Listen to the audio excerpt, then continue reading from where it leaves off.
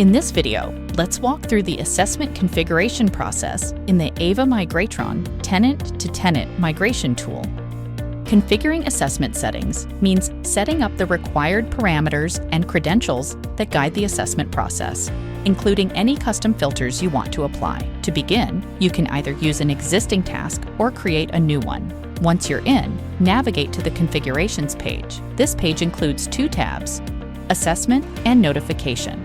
Let's explore the Assessment tab first. Within this tab, you'll have three sections: Assessment Customization Dates, PS Service Account, and Throttle Handling. In the Assessment Customization Dates section, set the start and end date for the assessment task. The tool will fetch data within this specified range.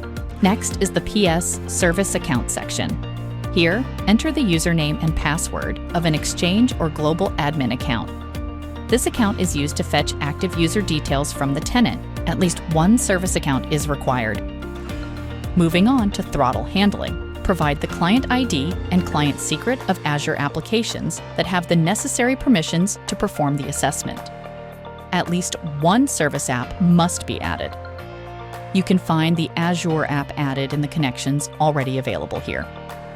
Now, let's look at the Notification tab. In this section, you can enter the email addresses of users who should receive real-time notifications related to the task. Once all the configurations are complete, click the Next button to proceed with assessing your tenant.